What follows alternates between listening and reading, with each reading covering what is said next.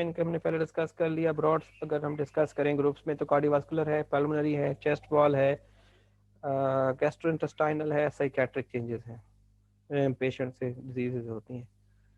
फिर कौन कौन से स्ट्रक्चर्स इन्वॉल्व हो सकते हैं सारे लिखे हुए हैं। कार्डियोवास्कुलर की काजेज में इस्कीमिक काजेज हैं, नॉन इस्कीमिक काजेज हैं। इस्कीमिक में एसीएस हो गया, स्टेबल एंजाइना हो गया या स्पाज्म हो गए। नॉन इस्कीमिक के अंदर एओर्टिक डायसेक्शन है, पेरिकार्डाइटिस है, मायोकार्डाइटिस है और स्ट्रेस इंड्यूस कार्डियोमायोपैथीज है।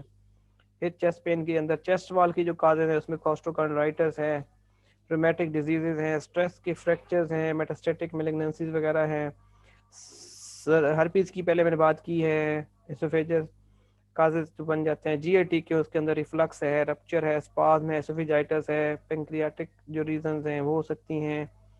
और पता नहीं ये क्या है, कुछ है, हर चीज नहीं पढ़ते। अच्छा जी, फिर काजेज ऑफ चेस्ट पेन में पल्मोनरी काजेज में वास्कुलेचर रिलेटेड हो सकते हैं, पेरेन्काइमा रिलेटेड हो सकते हैं, Airways, pleura, anxiety, depression, psychiatric के अंदर, ये सारी इसके अंदर आ गई। ये चीजें हम डिस्कस कर चुके हैं। फिर है टाइप्स ऑफ चेस्ट पेन में प्रेशर, टाइटनेस, हैवीनेस, बर्निंग। ये हार्ट के related angina, unstable angina, acute MI में रिसीव होगा पेशेंट तो ये पी लेगा। बर्निंग और प्रेशर जो है वो गॉल ब्लैडर के साथ, टीयरिंग, रिपिंग, और ये सारी डिटेल में नहीं जा रहा है इसमें, ये सारी बातें लिखी है। फिर है जी history, focus on history, physical examination, initial investigation including life threatening causes of chest pain, ताकि आपको पता चल जाए कोई ऐसी बातें तो नहीं जो उसकी लाइफ को इंडेंजर कर रही है। रिस्क फैक्टर आपने असेस करने हैं, बेड साइड पे खड़े होके उसकी हिस्ट्री पे, उसकी फैमिली हिस्ट्री लें, उसकी ड्रग हिस्ट्री लें, उसकी पर्सनल हिस्ट्री लें, उसकी सोशल हिस्ट्री लें, उससे उसकी डायबिटीज़ की फैक्टर्स, ये old age, hypertension, diabetes, hyperlipidaemia, smoking, obesity, excessive alcohol intake, sedentary lifestyle, family history of premature coronary artery disease. और ये चीज़ जान लें कि ज़्यादा रिस्क फैक्टर होंगे तो ज़्यादा लाइक्लीहुड है कि वो चेस्ट पेन जो है वो इस्कीमिक ओरिजिन की है। फिर बायोडाटा वगैरह उसका इकट्ठा कर लें, पेशेंट के नाम, उसकी एज, सेक्स, उसके हस्बैंड का नाम, पेरेंट्स का नाम, प्रेजेंटिंग कंप्लेंट और हिस्ट्री ऑफ प्रेजेंटिंग कंप्लेंट्स क्या है, कोई ट्रॉमा की हिस्ट्री है, कोई एसोसिएटेड सिम्टम्स हैं, और कोई कोई ब्रीफ गायनी हिस्ट्री, इन्फेक्शंस की history, drug history, social history, ये मैंने भी बात की थी सारी। ये जो है थोड़ी सी पेन के ऊपर थोड़ी सी डिटेल दी हुई है, जो मैंने सबसे पहले बातें की थी, ये तकरीबन तकरीबन वही लिखी हुई हैं। आप इसको स्टडी कर लेंगे और हम उसको, अच्छा फिजिकल एग्जामिनेशन पे आपको देखना है, look if patient is in painful distress, is he sweating profusely, is he breathing rapidly, and if he is anxious. Generally check for pallor, cyanosis, lymphadenopathy, finger clubbing, feel for pulses, pedal edema, inspect the chest and abdomen, accessory muscles की movement, सांस कैसे ले रहा है, chest retraction हैं, palpate कर लें, कोई टेंडरनेस है, कोई ऑर्गेनोमेगैली है। स्कल्टेट करना बहुत ज़रूरी है अगर आप पेशेंट की आदत बनाएं, जब आप पेशेंट के पास खड़े हों, चाहे आप उसको 1 मिनट के लिए ही स्ट्रेच लगाएं, उसकी चेस्ट सुन लें, उसकी स्कल्टेट कर लें, हार्ट को सुन लें, पेशेंट मुतमईन हो जाता है। अक्सर पेशेंट हमारे पास इसलिए आते हैं कि वो हमसे स्ट्रेच लगवाना चाहते हैं सीने पे, लिटरली। हमारी मेरी इतनी सारी मैंने पेशेंट देखी है, अम्मा आई, उसको मैंने हिस्ट्री ली, एग्जामिनेशन किया, सब कुछ, बस उसकी स्ट्रेच नहीं लगाई उसके चेस्ट के ऊपर, तो वो कहती है मुझे चेक ही नहीं किया। इसी तरह एक अम्मा आई, वो मैं उधर हरनोली पे काम करता था, तो वो मुझे उसकी पल्स मैंने देखी, तो वो 1 मिनट लगा के पल्स देखी, वो मुझे कहती है हाँ इसको समझ आ गई, इसने मेरी तसल्ली से पल्स देखी है। तो ये चीजें वो पेशेंट हमसे एक्सपेक्ट करते हैं, हम समझते हैं कि शायद उनको नहीं जरूरत, और हम मानते हैं कि उनको नहीं जरूरत कि मैं उसकी चेस्ट सुनूं। एक बंदा आया है चेस्ट के अलावा किसी सिम्टम के साथ, लेकिन वो उसका दिल तब मुतमईन होगा जब मैं उसकी स्ट्रेस से एस्कलेट करूंगा, तो तभी वो खुश होगा कि हाँ अब डॉक्टर ने देखा है, अब इसने, वो समझते हैं स्ट्रेस लगाने से हम बीमारी खींच लेते हैं, हमारे कानों में आ जाती है, अल्लाह जाने। बाकी इसमें ऐसे ऐसे पेशेंट होते हैं। फिर अस्कल्टेट करने से आपको जो फायदे मिलते हैं वो अलग हैं, लिटरली। आपको हार्ट साउंड में मिलेगी, आपको हार्ट साउंड में एक्स्ट्रा साउंड मिलेगी, आपको ब्रेथ साउंड, चेस्ट क्लियर सुनने में पता चल जाएगा, दूसरे सिस्टम का पता चल जाएगा। इन्वेस्टिगेशन, इन्वेस्टिगेशन बहुत सारी हैं। इन्वेस्टिगेशन में सबसे इंपॉर्टेंट जो है वो ईसीजी है। ये तो हमारे हर पेशेंट की ज़रूरत होती है, और हम लोगों की फरमाइशों पे भी करते हैं, खुद से भी कराते हैं, तो कभी भी मिस ना करें। अगर चेस्ट पेन के साथ पेशेंट आता है तो उसको ज़रूर ईसीजी कराएं। हर कार्डिक पेशेंट जो होगा वो ईसीजी का कैंडिडेट होगा, और हर चेस्ट पेन वाला पेशेंट जो होगा वो भी ईसीजी का कैंडिडेट है। जब तक हम ईसीजी पे नहीं देख सकते, हम कुछ भी ऐसी डिजीज प्रोसेस के अंदर पेशेंट आ सकते हैं, हम उसको बगैर ईसीजी किए कभी भी हम उसको कोई असेसमेंट नहीं दे सकते। हम उसको बगैर देखे कार्डिक पेशेंट डिक्लेयर या नॉन कार्डिक पेशेंट डिक्लेयर नहीं कर सकते, और हमें नहीं करना चाहिए।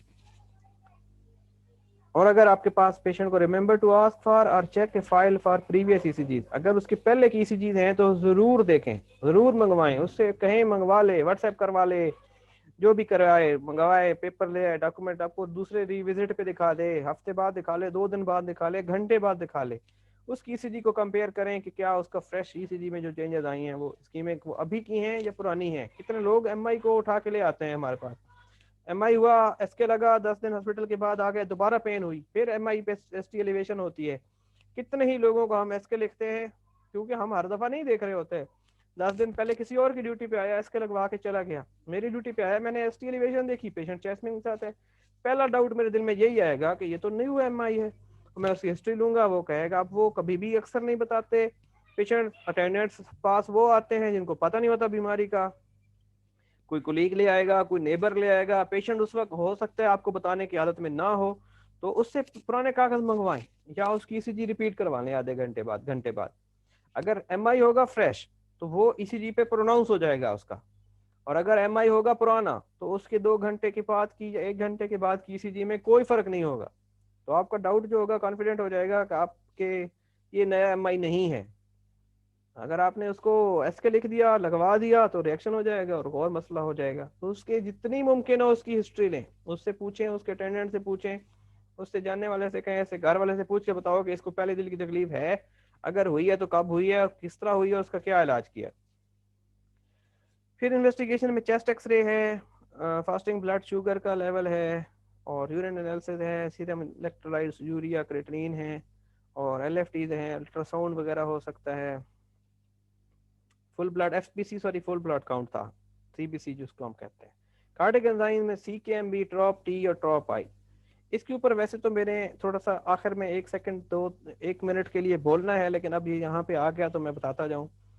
सीकेएमबी, ट्रॉप टी और ट्रॉप आई, ये 3 जो चीजें हैं ये कार्डिक एंजाइम्स कहा जाता है इनको।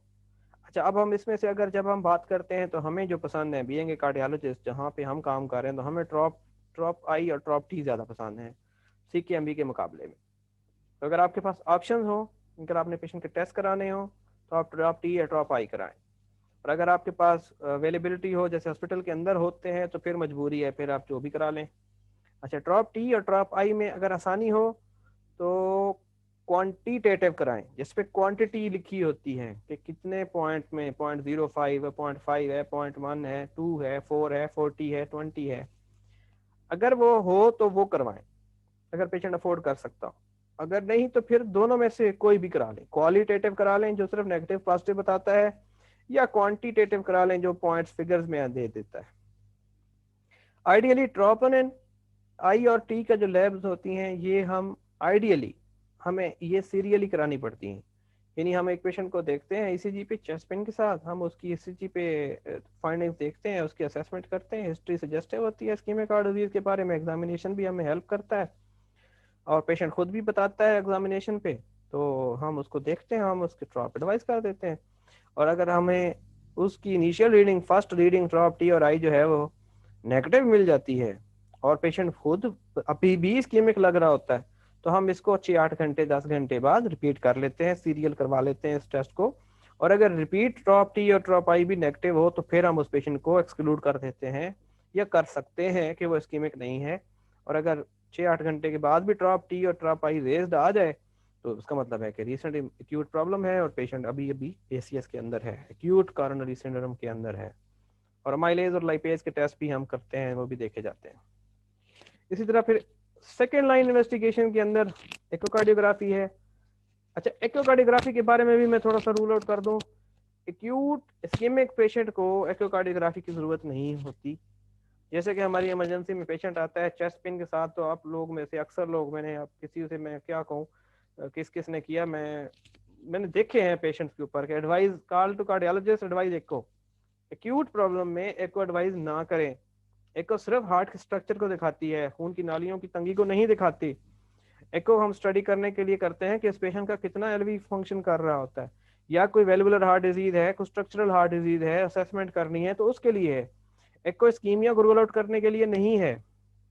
एको इस्कीमिया के बाद से होने वाली कॉम्प्लिकेशन को देखने के लिए है, या किसी और एक्यूट इमरजेंसी में जिसमें वेलुलर लीजन होंगे उसको एको पे हम स्टडी करते हैं, या कोई और टेम्पोनार्ड वगैरह, या कोई इफ्यूजन, पेरिकार्डियल इफ्यूजन, या कोई और चीज। फिर है एंजियोग्राफी। एंजियोग्राफी से लोग बड़ा डरते हैं और इसके बारे में नॉलेज भी उनका बड़ा कम है। एंजियोग्राफी बहुत बड़ा टेस्ट है, बहुत अच्छा टेस्ट है, बहुत ज़्यादा होना चाहिए।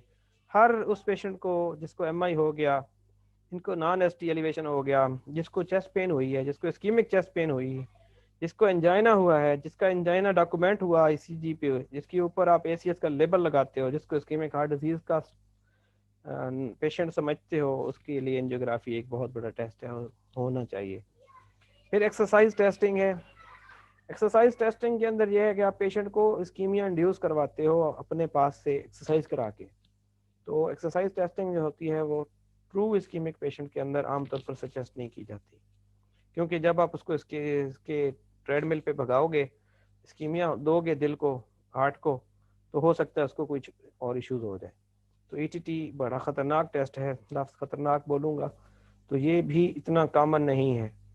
हम ईसीजी सॉरी ईटीटी उस वक्त कराते हैं जब हम ज़्यादातर लोगों को एक्सक्लूड करना चाहें कि ये इस्कीमिक नहीं है, ना कि डायग्नोज करने के लिए कि ये इस्कीमिक हैं।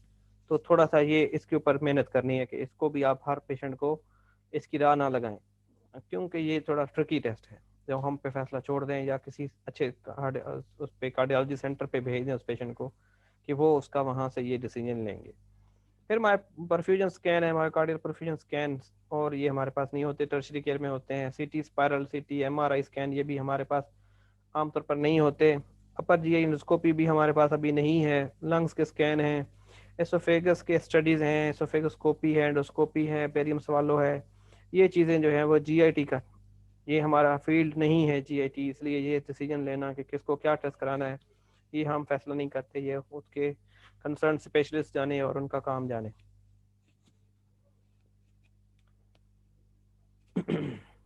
फिर इसमें थोड़ी सी डिटेल्स दी हुई हैं सारी बीमारियों के बारे में, और ये मैं आपको इसके ऊपर मैं बोलूँगा नहीं, ये सब चीज़ें हम डिस्कस कर चुके हैं।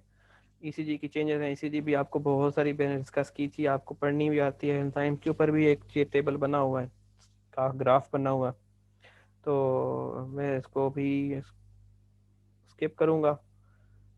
बहुत सारी बीमारियों की डिजीज़ के बारे में इसमें दिया हुआ है। ईसीजी की चेंजेस के ऊपर ये सारे कुछ है, ये मैं आपको शेयर कर देता हूँ, आप इसको थोड़ा सा खुद पढ़ लेना। अगर आपको कोई चीज़ ना आए तो ग्रुप पे डिस्कस कर लेंगे। बहुत सारे सवाल आते हैं, बहुत सारी बातें होती हैं जो हम डिस्कस करके, आपस में भी बातें करके डिस्कस करके उसके ऊपर बहस कर सकते हैं, ताकि सब लोग उसमें से कुछ ना कुछ काम की चीज़ सीख लें। और एक चीज़ इम्पोर्टेंट जो है ना, वो जो है वो मैं इधर शेयर करना चाहूँगा कि आखिरी जो मेरी समझ लें आखिरी बात आज की डिस्कशन की, कि जब कोई पेशेंट आपके पास आए जिसके कोमॉर्बिड्स बहुत ज़्यादा हों, जिसके रिस्क फैक्टर्स बहुत ज़्यादा हों, जिसके डिजीज़ प्रोसेस, जिसका जैसे ओपेसिटी है, जैसे डायबिटिक है प्रीवियसली, जैसे उसको इस्कीमिक हार्ट डिजीज़ हुआ है, जैसे उसको किसी ने पहले से इस्कीमिक हार्ट डिजीज़ लेबल किया था, डायग्नोज किया था, या वो ट्रीटमेंट ले रहा है, या वो स्टेंट करा लाया, डलवा के आ गया, या बाईपास करा के आ गया, या उसने कभी कोई एक्सपीरियंस किया एमआई वगैरह या नॉन एसटी। तो अब वो पेशेंट अगर आपके पास वो रात गए किसी वक्त आता है चेस्ट पेन के साथ या किसी कंप्लेंट के साथ जो आप समझते हैं स्कीमिक है, और वो कहता है कि मैं घर जाता चाहता हूँ, या आप समझते हो कि आप घर भेजा जा सकता है, तो ऐसे जो आर्ड टाइम पे जो ऐसा पेशेंट आए ना, उसको घर ना भेजे। वो एडमिशन चाहता है, उसको चाहिए एडमिशन, उसको रोकना चाहिए, उसके अंदर उसको ऑब्जर्व करना चाहिए, बस ये, ताकि उसका नुकसान ना हो जाए। ठीक है, इसके साथ ही ख़त्म करते हैं इंशाल्लाह। फिर आगे मैं कोई और टॉपिक बताऊंगा, डिस्कस करूंगा, अगर आप बताएंगे तो हम उसके ऊपर आ जाएंगे। तब तक अल्लाह हाफिज़, अस्सलाम वालेकुम।